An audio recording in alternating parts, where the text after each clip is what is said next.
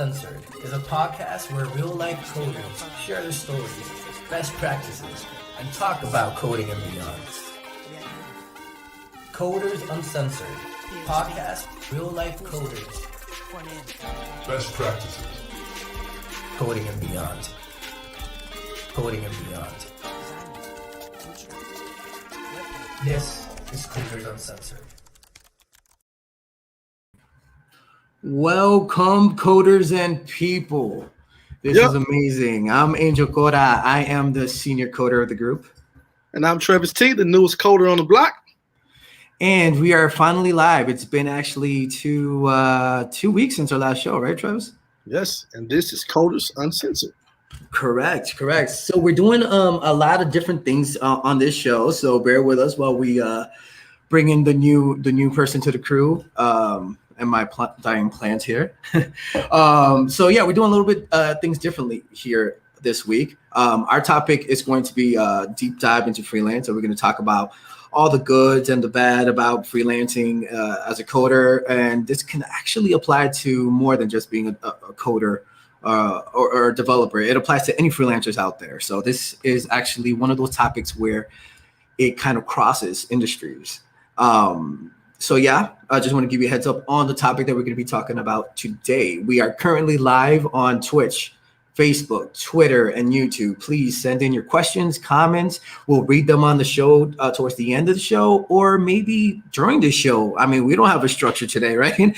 We have a whole new producer working with us today. So she's going to be behind the scenes, helping us communicate better with everyone watching, but also with the flow of the show. And yeah, if you're listening to us through the podcast, thank you so much for tuning in. We're currently right now on every major podcast channels you could think of, like Apple Music, Apple Podcasts, Google Podcasts. What are the other ones, Travis? Spotify. I don't know why I forgot Spotify. But yeah, so let's bring her in. So the new producer is Mandy. So if Mandy, you can show your face just to say a quick hello.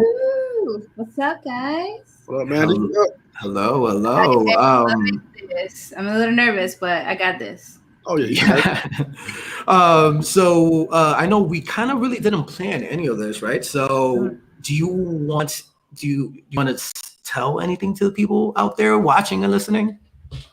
You know, I've been a fan since the first episode, and it's almost hard to say because I know you guys personally, and I'm always just like, I started to watch just to make sure that everything runs smoothly, but I became almost like, I put my personal meetings outside and I'm an audience. Like I actually was like, oh my God, this is an amazing podcast. And just like everything else, I wanted to be part of it. I wanted to make, and so I introduced myself as a producer, and now here I am. Let's go. Yes. Yes, it's definitely going to be exciting. Thank you again for doing this with us. It's much needed. And I feel like we're going to get a lot more structure, and it's a lot more fun. It's going to be a lot more fun. I know it will. So I'm excited. You have no idea what I've done. So. Oh, yeah. So before we jump into the good stuff, I do want to point out that this week's featured coder will be us, Travis and I. So we don't know the questions that Manny will be asking us. We don't know the source code segment that she has planned for us. So it's a lot of surprises along the way. So I'm super excited for it. And we will be seeing her for those segments. Yep. I'll see you later. Why? So let's talk about the week. Travis, tell me, how was your week? Man, I had a week and a half. Well, 2 weeks, because a lot of people haven't been, So yeah, I mean, it was super, super busy. We still were working with the problems with WordPress on the Get Cannabis site. We end up using a short code for every single ad function with WP quad ads, doing a short code on there. It's starting to show up more often, where you just put the short code and that works fine. Got some new articles up on there. Site's running well. So, I mean, that's good. And, we've been having a lot of new clients hit us up. So, we got meetings after meeting coming up. So it's just been a lot to maintain, What about you? How you been these last few weeks?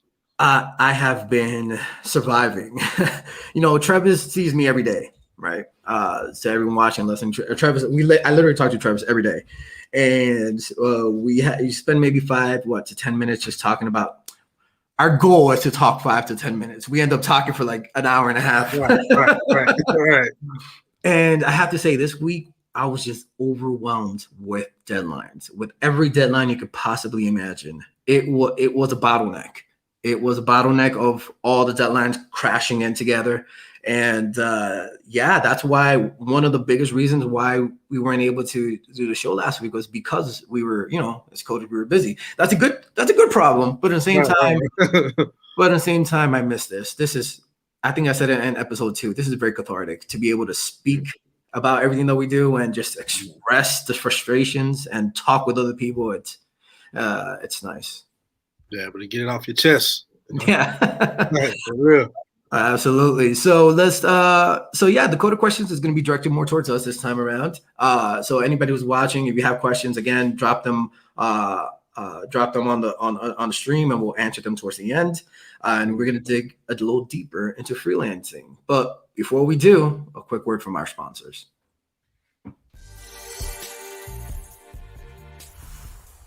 Stay informed on health and laws regarding cannabis, from agriculture and business to entertainment and fun topics.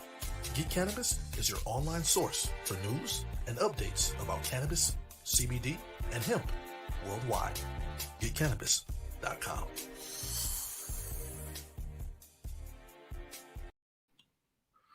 Awesome. It went great. So let's get into the first question, Mandy, when you have a chance. Throw that first question up. Great. So the first question, Trevis, you get started off with, how do you handle unresponsive clients? How do you handle unresponsive clients? For me, usually I would just send an email first to kind of remind them of what we talked about, like in our previous meeting. Like, hey, you mentioned that you want this done by the 5th. We haven't heard from you. We need to talk about maybe they want to change some colors or something like that. I kind of just let them know that we need enough time to talk to them and then actually do what they want. And a lot of clients think that like they can just tell you the day of and you just press a button and everything changes. But I'm like, it doesn't work like that. So my first thing would be like an email, reminder email, like, hey, weren't able to get in touch with you. So I try to do the reminder email first step for an unresponsive client. What about you? That's very similar to what I do. I actually reply to unresponsive clients 3 times. That's it. That's all I give them. Okay. Strike 1 is usually, it falls through the cracks of maybe they didn't get the first email or the first follow-up. Second one, again, it's same thing would happen. But I never, and maybe this is something that is not best practice, but as coders, we do a lot of things digitally. We work in a tech world, and we have these tech kind of responses and these tech approaches to how we handle these clients. But for me personally, everyone's email based. We're not like when I first started, I feel like it was adamant to follow up through a phone call. But in a world where everyone's connected constantly, and in a world where it's like we don't sleep with our phones by our side, having someone who doesn't answer you after those 3 times, number one, they don't want to reach out, or if it was truly something they wanted to follow up with, they would have responded, or just say simply, hey, I'm sorry, I don't have time right now to answer these emails. I will let you know about the decision or whatever is the email about. Just responsive acknowledgement, just acknowledgement. If I don't get that acknowledgement the 3rd time around, I feel like it is a disrespect in a sense of maybe it's not a good thing to work. maybe that working relationship is not correct. Right. And a lot of people are usually scared of that because growing up in an age of the client is always right, the customer is always right. It's time to kind of take the free, especially as a freelancer, because you don't have a paycheck coming every week. You're responsible for your income. And if these unresponsive clients don't really reach out, that's an issue that I think shouldn't be prolonged by following up every single time. Right, because they'll run you around. And, you know, I've had some run you around for weeks. They'll run you around and they'll, oh yeah, we'll get back. But it's like they're just keeping you there just in case, and they'll disappear. And then the moment they're ready, they want you to rush. And it's like, nah, it's not the same as 2 months ago. Like now, there's other 5 people who paid a deposit, paid money. You know, I don't have time to play with you. You know, so that's just the whole thing. Like you said, like, I know people feel like the client is always right, but you do have to manage the expectations of these people because sometimes they don't know what it takes to get a project done, and being responsive is the main way to get a project done. If you're not responsive, I can't put you at the top of my list. It's like being responsive makes me pay attention to your email and to the fact that you want the top bar to be changed to red instead of purple or whatever. You know, like it's that being responsive is like, I'll pay attention to you. I'll spend my time, just have my payment. Exactly. So yeah, let's carry on to the next question. All right, this is a two-parter. It's a twofer. So the first part of the question is, what platforms do you use for invoicing? While the second question is, how often do you invoice? Do you invoice weekly on a net 30, net 60? So I'll start this one off. For invoicing, I remember, I feel like I keep aging myself every time I say like back in my day, but back in my coding days, back in Windows Vista days, Windows Vista, damn. And before that even, but yeah, before during those days, we were very limited. I remember to what we could use for invoicing.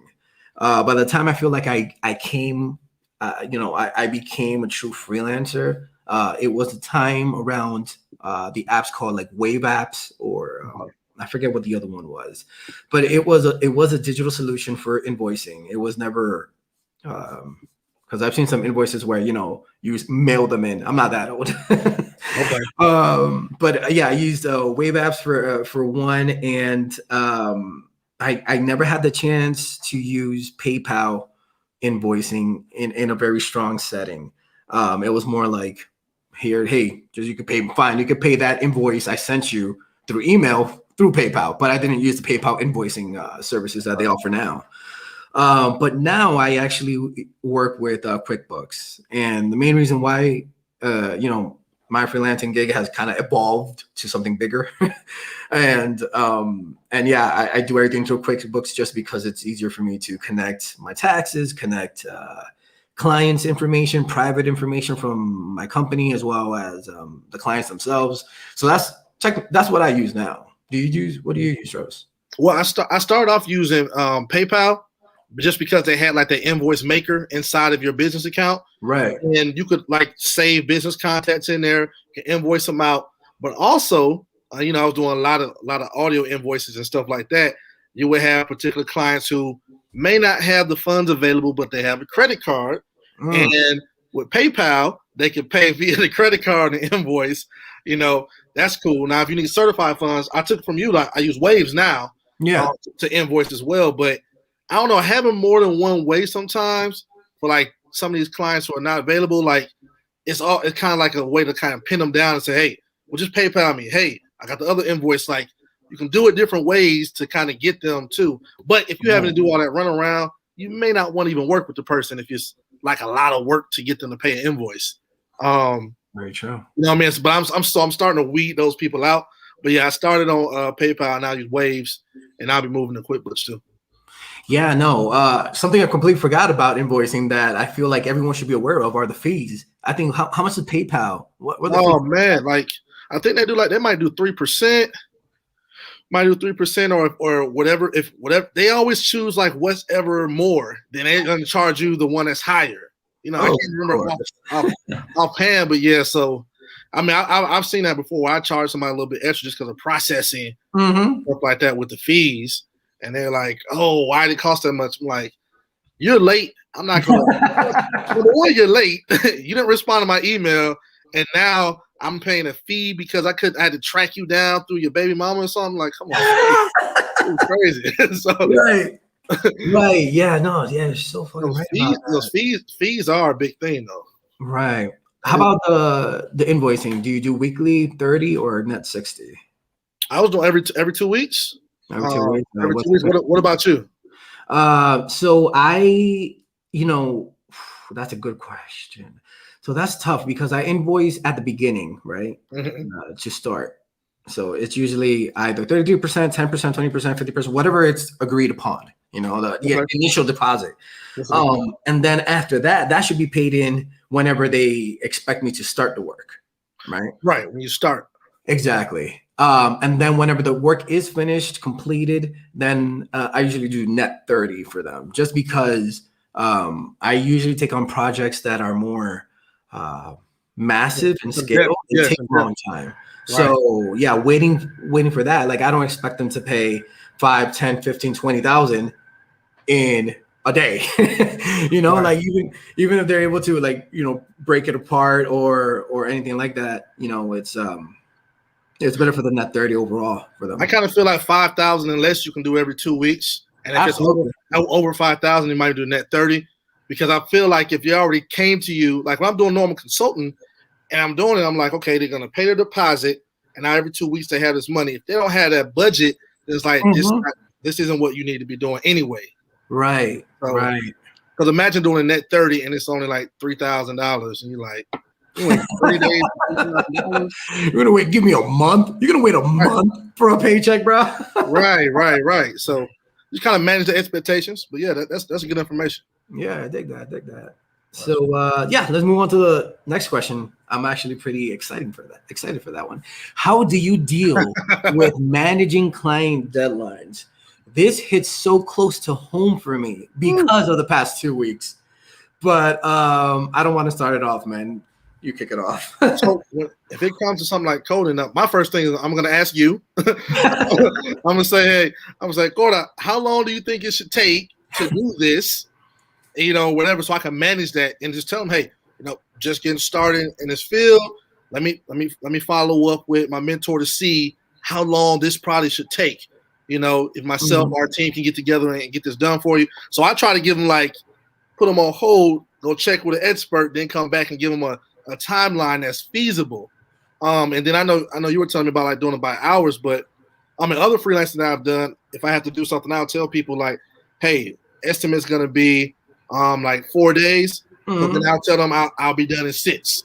If the estimate's 4 days, I'm gonna tell them I'm gonna be done in 6 days, just so I can under promise, over deliver. Under promise, yeah. Under promise. I like to do that way because people hate when they have to wait and I thought it was gonna be done Wednesday. Then they want money off. They want to do these. Yep. So if it's gonna be done Wednesday, I'll tell them I'll have it done Friday afternoon, and I'll surprise them on Thursday, and they'll love it. That's definitely a good approach. So the reason why this hits close to home, similar to what I just said at the beginning of the show, I was at a bottleneck last week where I think it was three to 5 different projects I had were due at almost the same time, and it wasn't because the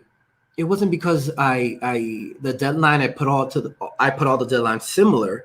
It's because of clients pushing the date back and back and back. And of course I'm like, of course, yeah, push back. That means more time for me to be able to code correctly, my mistake is I have 3 different calendars. I have my personal calendar, I have my business calendar, I have my company calendar. Those 3 calendars, and this is on me, they don't talk to one another. Like when I book something on my personal one, right? And this is something that I need to get better in. I accept this as a fault that I have, and it's the fact that I don't merge those 3 calendars because I like to keep everything separate. My personal life, my company life, my freelance, employment life.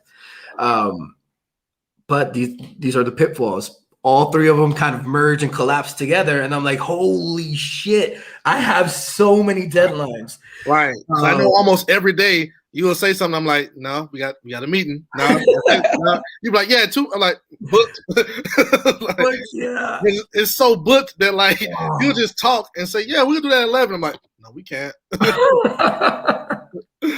I'd be lost without you, Trevis. I really would be, man. That's not good. So let me ask you this.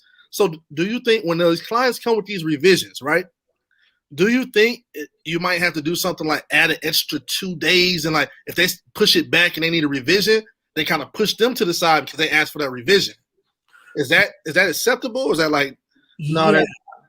So the moment they ask for a revision, that's the moment you're like, yes, I can add more days and add an X amount of days. So if it's a minor revision, you know, even if it will take 4 hours, like 4 hours worth of work, obviously always quote 2 times that, just to be not to penny pinch everything, but like the pay can stay the same, because we do a lot of things on a per project basis for this reason, because we are able to expand now the hours and really work comfortably. Right. So that's why I like to do a per project basis for that reason.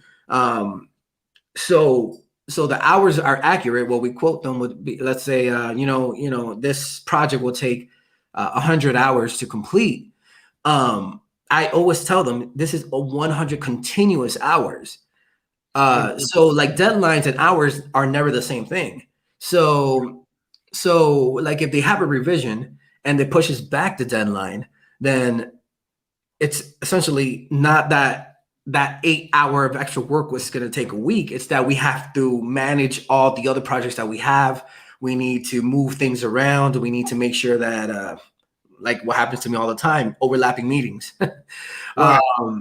So yeah, that's at least the way I deal with it. Or at least I try. Right. But the goal is always to look at your calendar, let's manage expectations, and the deadline should always be, I don't know, at least 2 times or 3 times more than the hours allocated to it.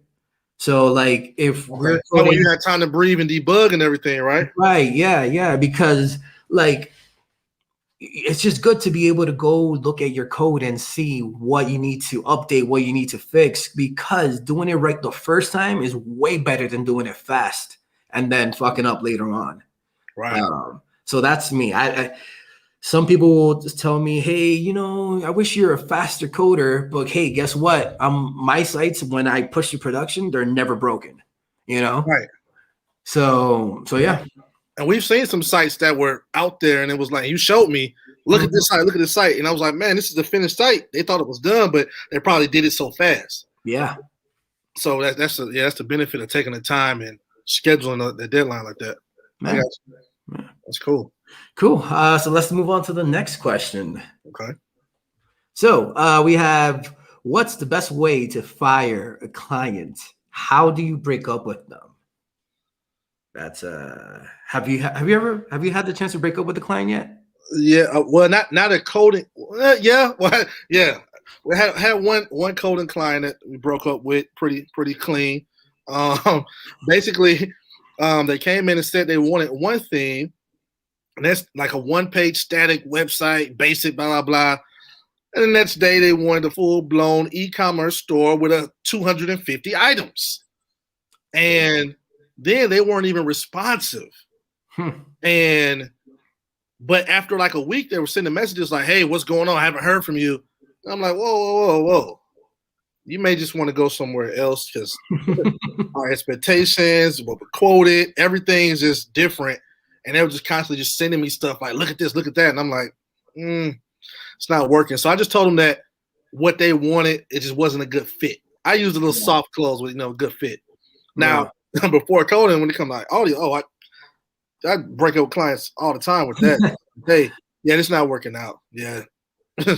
I'm real cut and dry with it. So that way it's nothing personal. It's just like the business part of it. Like, this is not a good fit, or we don't have the resources to accomplish what you're looking for. So I think you may want to go somewhere else. I sometimes make them feel like just that I can't do it, even though that's not the case. But whatever makes them feel good so they can just leave me alone, that's how I do it. I like that. No, I fired a handful of clients. I have been lucky enough that whether it be clients, whether it be employers, whether it be, coding teams, I've been really fortunate enough to have some really great people around. Now, Yes, I remember clearly one particular client, and I will never forget.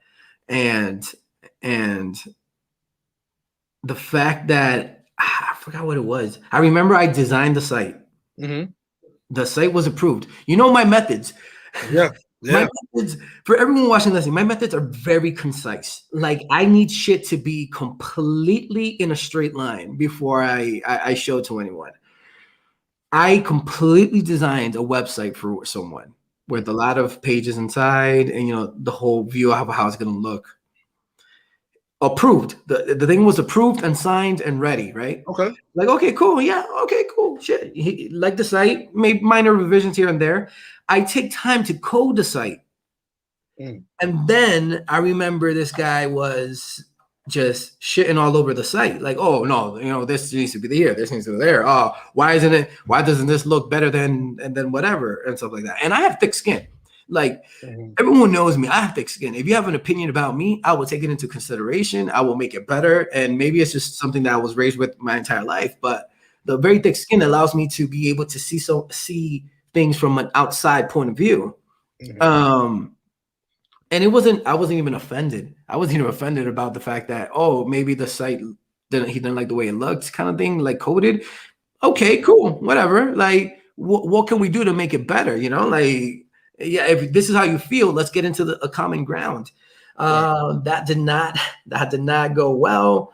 At the end, I remember it was to a point where we would jump on a call and it would be just Dane on each other's like phone call, like. Yeah. Like and I remember just saying, you know what, guy, I'll pay you your money back. Let's cancel this. And like that was the only time where I'm like, fine, whatever. You know what? I'll give you all your money back. I designed, developed, set it up in a staging server, everything. Woo. And I only charged this bitch $300. Wait. You only did 300 and you did all of that? All of that. So he's getting a great deal and still complaining? Yes. I was like, okay, you know what? Fine, whatever. I'll refund you your $300, and you can't take the design because he also wanted a design too. Like, oh, okay, I'll have someone else code it. I'm like, bitch, no, that's not how this works. This, until you sign off and you pay the full thing, I'll give you your design, I'll give you your development and code files and whatever you want, repo, whatever you want, it's all yours. But he wanted to get all the money back plus keep the design development. So I'm like, nope. But you warned me. You warned me that those clients typically who are usually paying under $1,000, they're gonna give you the most trouble and they're gonna have the most problems. They want you to do the whole world. They want a $20,000 site with all everything, but they don't want to pay the budget. Like you warned me that like the second week, you were like, look. People and you got all serious. I didn't know this story, but you got real serious out of nowhere. We just coded. You're like, look. And I was like, now I know where that story is coming from because you guys, this was out of nowhere. I think we were doing like Flex bots method or something, and you were like, stop, listen.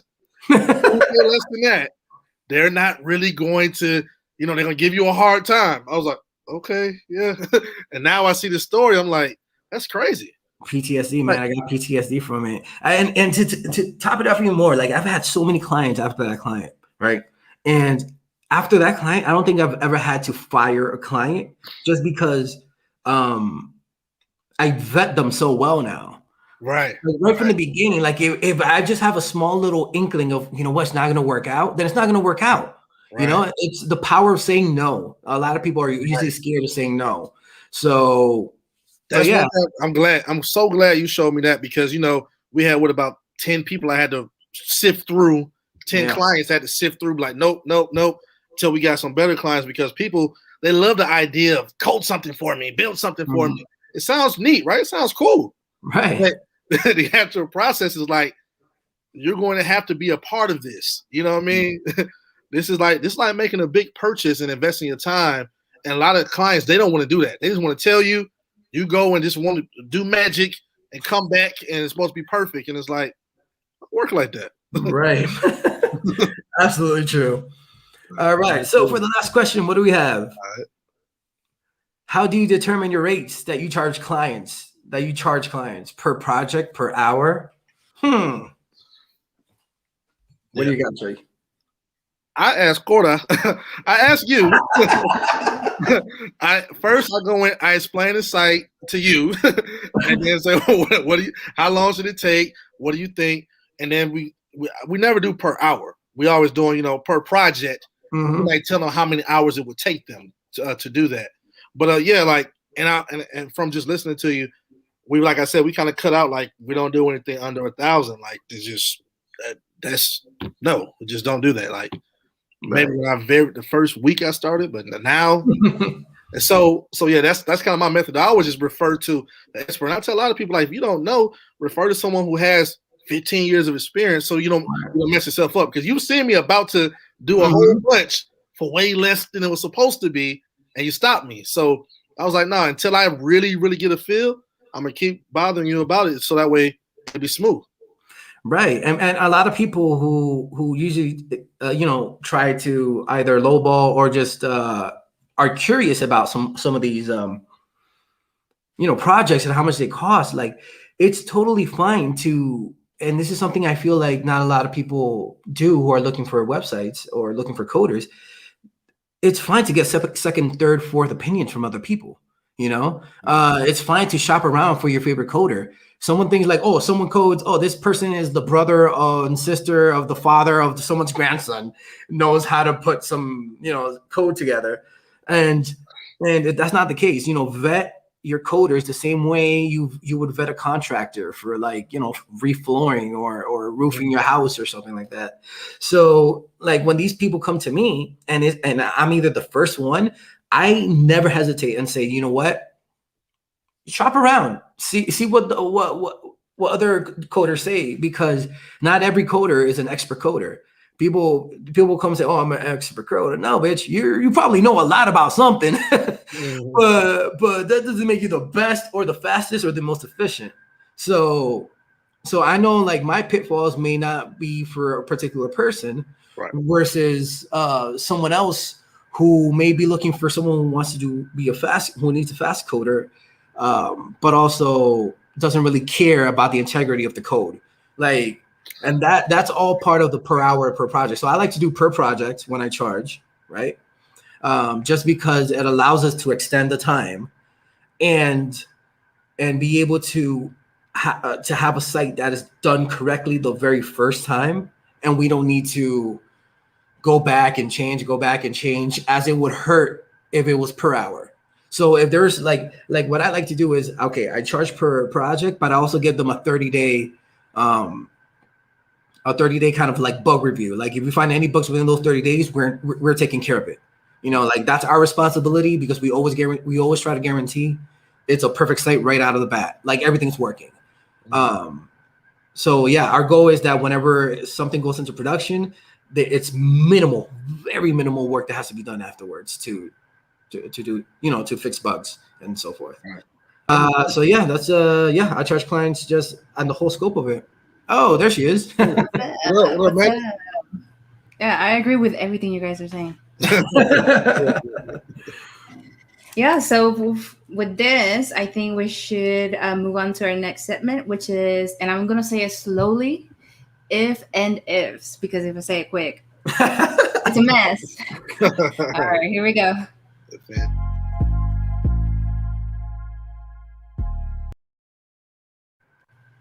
Alrighty, are you guys ready? Because I'm nervous. It was so hard. Well, yeah, I mean, we have no idea what's going on, so yeah, I'm ready. Right. I feel like because I know you guys, I need to do something or ask something that I don't know, which is hard because I know you for like 10, 12 years. Yeah. So let's see how I did. All right, the first one is gonna be work hard or versus play hard. I can start this one out too. I would say work hard, just because I'm frugal. I'm frugal than a motherfucker. Like every time I'm out, like I always look at people who like buy bottles and like celebrate their birthday with like $20 balloons for each letter or number. Yeah. Bitch, that's $20. That's gonna die or deflate within the next like 10 minutes. So when it comes to that, I like to work hard just because me working is also my pastime, you know? And I feel like at the end, when the play hard kind of comes around, where you don't have to worry about like, oh, there goes the rent money. Yeah. Right. I feel you. I guess for me, I have been called a workaholic. Usually after work, I start working again on something else. So it's hard. But when it is time to play, I like to, if I've scheduled it right, then it will play hard. So it's just like, it's that like that balance. Of like, I may not do anything in the play area for a while, but once I do, yeah, I might be gone for a minute. You know what I mean? So it's tough. That was a tough one. Yeah. That was a tough one. I mean, even for me, I would say I work hard and play hard at the same time. But my work hard, play hard is literally work 2 weeks straight and then get paid and then go to Michael's and buy a shit ton of little yarn. That's me playing hard. You special like that. You know? Right. But if I meant to say, like, if we want to take a trip or Airbnb for like a month, I will work hard and play hard, but also have money to, like, you know, survive that week or a month after that. All right. Let's go for our next one. Contract jobs versus freelance jobs. And is there a difference in that? Like, that's a great question. Freelance jobs are usually one-off jobs. Contract jobs are usually something they keep you on a payroll, not a payroll, but like, hey, we need you whenever we need you, kind of thing. You're in their cycle, kind of thing. You're their preferred coder. Yeah, you can renew that contract too. Right? Yeah, you could. Contract's going to be renewed or extended. I would. Oh, that's a tough one. I don't know. T, do you want to start this one off? I guess for me, freelance is cool because you can get rid of the people whenever you need to, and like it's like one and done. That's a good part. Like contract is like that stability. I would say, like you kind of. So you don't feel like you're not all the way ready to be 100% freelancer and get that contract. So like you know when the check is coming and stuff like that. But if you're ready to go, then it's freelancer. Just like get out there and just do it. So, man, that's tough. I would actually say contract. Yeah, just have a few, have a few contracts and treat them like you're a freelancer. Fuck freelance, you know, like whatever. Yeah. No, with contract, the thing. I look at a specific thing when I look at contract. Even contracts. Contract to contracts. I even look at that, like, because I like to subcontract stuff like that. So when I say subcontract, I'm able to work alongside Trevis. I'm able to work alongside other people to work with me and create our little dynamic group. That's a special shout out to someone out there. But yeah, that's, I think is, I think I prefer contract. Awesome. Gotcha. All right. Now this one, you guys. Okay. This is harder. Okay. Card games versus board games. Card games. Card games 100%. The reason why is because you can. Is it because I cheat less? No, you cheat 24/7. So people who are listening right now or watching, Mandy is the biggest cheater. So whenever you bring out any sort of game, whether it be a PlayStation game, Nintendo game, I'll take it. Board game, card game, what's it, hopscotch? When you play hard. Everything, just keep an eye out. But I'll say card games because I feel like with the card games you can adjust on the mood. You know what I'm saying?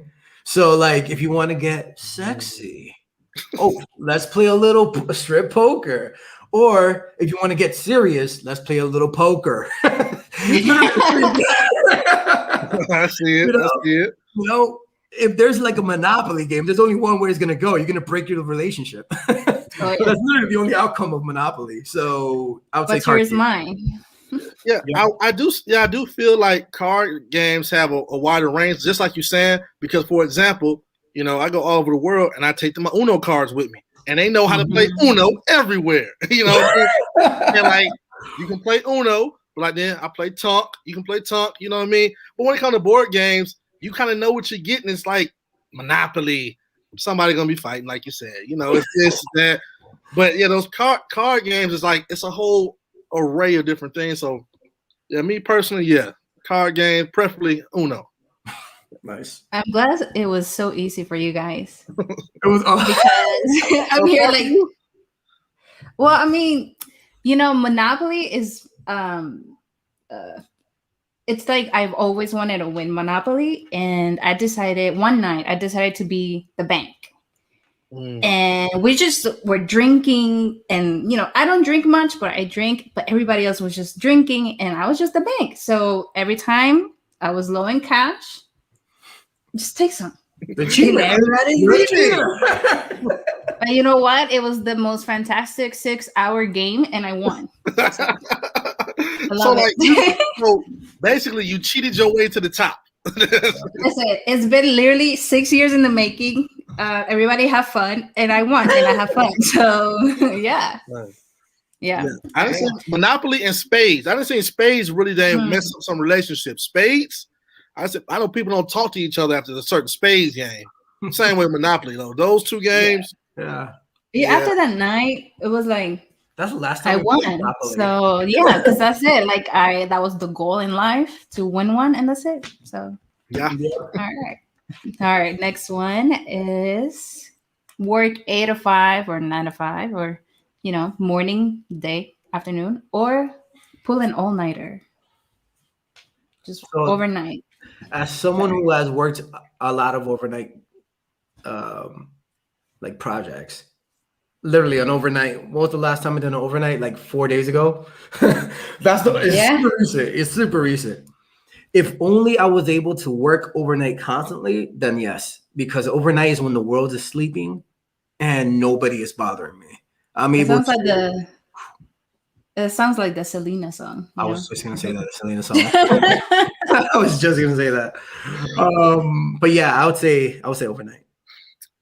For me, I would say 8 to 5, but I have to say that when I was learning how to code, it would be in the middle of the night when I could get everything done, and I would be in there, and I would just, I would send a message like, I know it's 2 a.m., sorry, but can you look at this line of code right quick? Like, for some reason, that time, the same way when I'm making music, like that overnight, that's when I'm, you having these different thoughts, everything is just like, you're free, and you can just go in.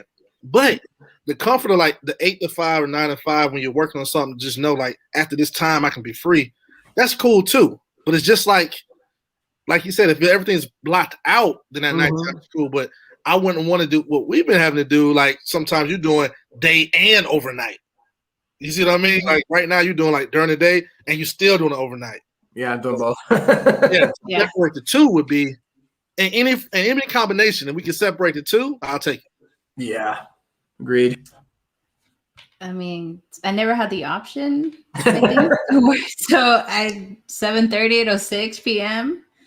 But now I literally just work whenever. And now here. Yeah. So cool. Nice. All right. The next one, I think is one of my favorite questions.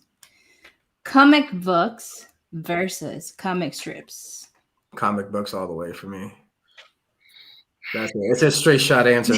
Anybody who knows me, I'm way into DC, and I've read Future State. I've read Blackest Night. I've read what's the last one that I just read? I forget which one. I'm actually starting Superman from the very beginning, Rebirth. So 2016 and on. So that really shows how much of a comic book nerd I am. But yeah, comic book all the way. I would say comic strips because I actually read comic strips. I used to read them. Like, I guess I'm that old. Like, I used to get the paper and read. Like, it was like maybe 4 or 5 different comic strips that I used to get out the newspaper and read.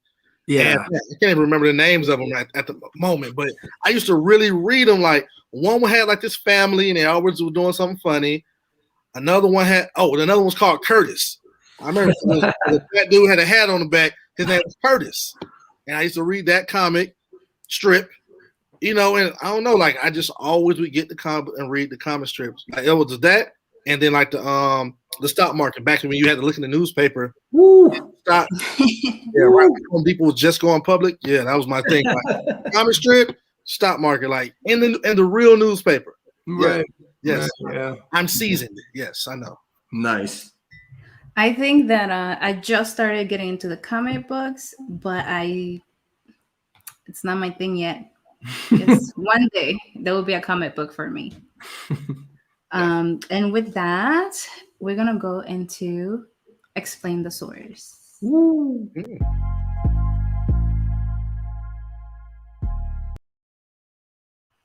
All right. I do want. Yeah. I do want. I feel like I have to throw something in real quick. What's up? Lee, Martin, Lana. I truly feel like their nervousness before they explain the source code because I had no idea what the hell's going to come up. Right. So, special shout out to our previous featured coders. We had no idea what we were putting you through. That's all I have to say.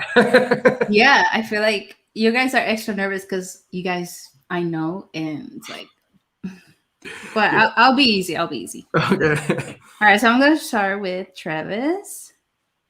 Explain it. Oh, okay. So this is actually in Brazil. Okay. Oh, explain the picture too, so the people listening to the So podcast. the picture is you see me with a blue shirt with several school children around me, and everyone's smiling.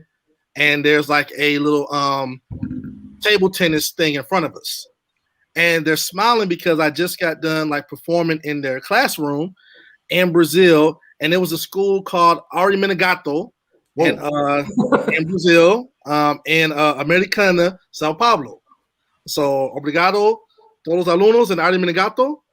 You know what I'm saying? So, Yes. I don't follow Portuguese. You know, I speak Portuguese. So, shout out to everybody there. But yeah, those kids were so nice. And the teacher, Ms. Vanya, obrigado, like they let me come and I would perform my song, You Don't Love Me. And then after the song, I went on the board and started writing in English. And they were learning English by me teaching them the song. You don't love me, you just love my sauce. And back and forth and stuff. So it was crazy to hear all these Brazilian kids trying to have like a little accent like me that you just love my sauce. Like it was so crazy. So I love this because you brought that Atlanta flavor, the accent, the dialect to Brazil. Hey. And you're like, yo, listen up, kids. And the kids, and it's so funny because they were trying so hard to sound just like me. So they're like, you just love my sauce. I was like, man, like love that. Hear that little accent and stuff. It was crazy. And then before I left, they challenged me to paper, scissors, rock. And I had to go in, and we was all like in a circle playing paper, scissors, rock. It was crazy, man. Why are you saying it that way? That's how I say it. How do you say it again? Wait, you say rock, paper, scissors, don't you? Rock, paper, scissors, the right way. No, it's paper, scissors, rock. No. That's me off. What piece paper? It is. Scissors? What piece scissors? Rock, paper, scissors, rock. I've said paper, scissors, rock all my life. But I always meet people like you who say rock, paper, scissors, and we always battle about it. People like me. We're talking about everyone. Everyone says there's a whole group of us that say paper, scissors, rock. Rock, paper, scissors, rock. Shoot. I never did this shoot thing. It's just paper, scissors, rock, and then you throw it. Wow. Okay. It's a new one for us. All right. So the next one, Angel may get a little like cravings for this one, but let's go. White Castle. Oh, look at the ramen. All right. So this was, man, flashback before we had COVID. This was one of my last shows before COVID came. I performed in Tokyo, Japan, and then got to eat some real ramen. And I was tripping out because I never had real ramen. Even in the US, I never had it. I always had the little pack with the spices. So I went in there, I was like, wait, where's the little pack? They're like, no, this is real ramen. Like, it was like amazing. I couldn't believe it because I thought I didn't even like Japanese food until I went to Japan. It was great. I ate a whole lot. Everybody there ended up coming to my show. It was cool. Nice. I was just like, man. And then they invited me back to the Olympics to perform, and then COVID hit. And then I became a coder. Hey, wow. Hey, What a pivot. I love what it. A pivot. That's life. Yeah. That's true. All right. So our next picture. Let's go. Oh man, yes. Oh, that's a throwback. So in this picture, I'm actually walking down the street. This was in Chelsea in Manhattan. Suited up back in the day when I had to dress up to be a coder. But in my hands, I'm actually carrying the best. When I say the best fucking tacos I've ever had in my entire life. Really? The best. Until this day, no other place can beat those tacos. And In New York? In New York. To top it even more, in Manhattan. It's not even in Brooklyn or Queens or anything like that. In Manhattan. Not only in Manhattan. We're not talking Washington Heights or anything like that. Fucking Chelsea. I need the name of this place, the coordinates, the location, and the hours now. They even had a storefront in Times Square. Yeah, they had a storefront in Times Square, and I couldn't believe it. But why aren't one of y'all telling me the name of the place, the coordinates, the time? I don't remember it. I really don't remember. Wait.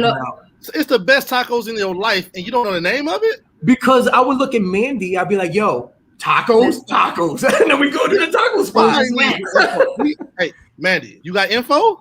Oh, yeah. Okay, well, plug them in, tag them. COVID happened. COVID happened, and after a while they have closed, and then they started opening up again, and it was like, it's time for tacos. And then we got a Los Tacos Número Uno. Okay, that's the name of it. And yeah. Right, it was just taco. It was a very generic title, right? It was just tacos number one. Right. Yeah. And we used to get. It sounds like you made that name up because y'all don't want me to go. Like, I'm just having a problem with y'all not giving me the name of this place for real. That's the name. That's the name. That's the name for it? Yeah. We used to get this make yourself tacos, which was probably like a pound of meat, maybe like 6 or 7 tortillas, and we just to make it. And then, fuck those tacos. Perfect. I already know. All right. The next one. Oh, this brings me back. This brings me so back. So this was in a cafe in the Garment District in New York, 34th Street or something like that, on 7th Ave. And I would wake up. This was actually, I went to New York to start a life in New York. Mandy was still here in Atlanta. And I went, that was my cafe that I would go to early morning because I would stay like in people's like couches and Airbnb. I was very, very like homeless living through here, trying to make it in New York. And I would wake up early morning, like 6 a.m., get there at 7 a.m. at the cafe, work from 7 to 9 on freelance projects, and then go to my day job that was around the block. And that was my cafe. Wow, that looked like some real detailed code you were doing right there. What was that? It was. I don't remember what it was. It was just probably coding a website. Gotcha. Yeah. Yeah, and that's the beauty of New York, that you can work from anywhere. And it was just, even for me, just to read a book or go on my laptop and just Pinterest. It was just amazing. Yeah. All right, guys, and that was it. Oh, you guys survived. You see? It wasn't too bad. It wasn't bad at all. Thank you for that. You're welcome. I still want the real name of the taco place. Taco Número Uno, I swear. Taco Número Uno. So there's actually a place here in Atlanta that has the same name, but I don't know if it is the same company. FYI. Okay, we definitely got to give it a shot now. Because if not, we're gonna toss those tacos in their faces and be like, "You're not real." Right. Because you know how we do when we don't like food. You know, I get on Twitter and we get to it. I'm gonna Yelp your ass. Hell yeah. Oh yeah, I know. Yelp fingers is on deck. Let's go. Absolutely. But thank you so much for that, Mandy. It was actually very fun. Trevis, what you think about all that? Oh man, I definitely was flashing back. You know what I mean? Just the memories of that was great though, for real. Yeah. No. So to wrap up, I just want to thank everyone watching this live stream. I hope you had fun and just learned a lot about freelance and deep dive into freelance. I hope it was an educating moment, but as well as something that a lot of people go through and they have no one to talk to because they're their own bosses as freelancers. So thank you for everyone watching. Thanks to, again, our sponsors again for Get Cannabis. If you ever want to read anything about cannabis news, make sure to visit getcannabis.com, and they have all the latest news, national news about cannabis, especially now since they're legalizing it everywhere. And you want to learn what state you're in and make sure you're up to date with all those cannabis news. But I want to say thank you to everyone watching. Trevis, do you have any sign off? All right, thank you to everyone watching once again. And like Cora was saying, like anybody can be a freelancer, anybody can be a coder. That's what we're about. Just reminding everybody that hey, anybody can do it. You know, you just got to start, and you got resources by going online or watching this podcast to help you out. Absolutely. Have a good one, guys. All right, see y'all next time.